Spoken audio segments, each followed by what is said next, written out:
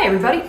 This week we're going to be looking at autochromes of greenhouses, which is definitely a subject matter very close to my heart. And if I come off as being a bit annoyed, it's because I've come to the realization that my stereoscopic pictures of greenhouses are vastly inferior to my non-stereoscopic pictures of greenhouses. So in my mind I'm thinking, oh, this is going to be great, I'm going to show that picture and that picture and that picture, and in my mind they're all 3D, but the ones that I have in stereo are not so hot. Nonetheless, we're going to carry on forward because I think it still has value, and you haven't seen them yet, so that's what sharing is all about. The thing about greenhouses that I think drew a lot of people's attention was that they're very, very transportative in the sense that you know exactly how the atmosphere is going to smell as soon as you see what kind of plants are inside there. So you see ferns, you see coniferous trees, you're going to have a cooler environment, you're going to have a kind of a rosemary piney smell,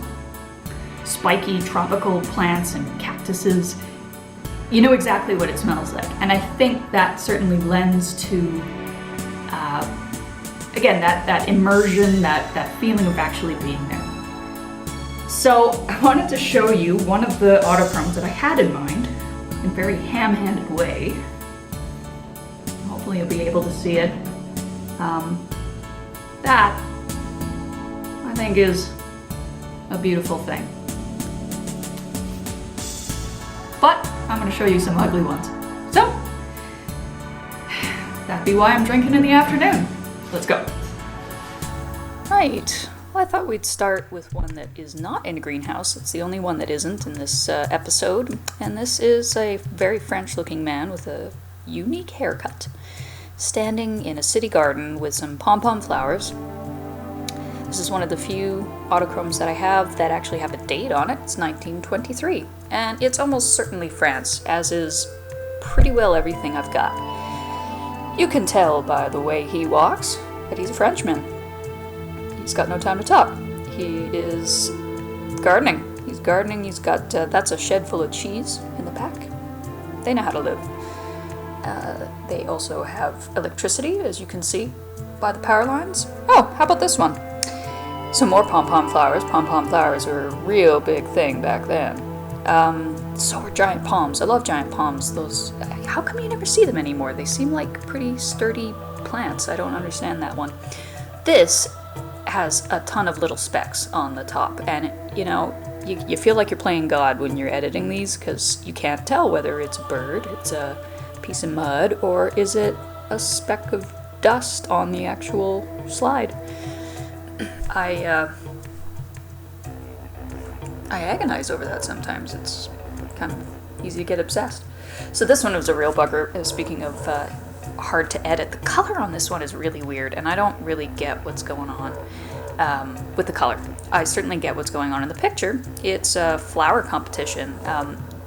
If I magnify it really close, you can actually read very, very faintly on what that those signs at the bottom. But before we move on to the next one, I want to point out there are chandeliers in this garden, in this greenhouse. Like, what? Why don't we have chandeliers in greenhouses now? What beautiful spaces. I swear to God, I should live one of those. This one also, color really weird, and I apologize if it's coming off looking hand tinted. It really tricks me, this one.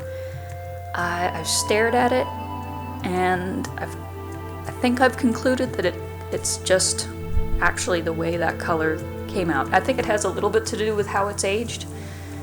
As you can see, the grays and the browns are really faded out. They don't look real. This picture bent my brain. Oh, and those are people at the very back. It's probably easier to see in stereo, but you can see people with kind of hats. People with hats. This is a flowering cactus. It's a shame this one is so faded, but it's a beautiful picture in its own right, and if you just get past the fact that it's actually a photograph, you think of it as a very impressionistic thing.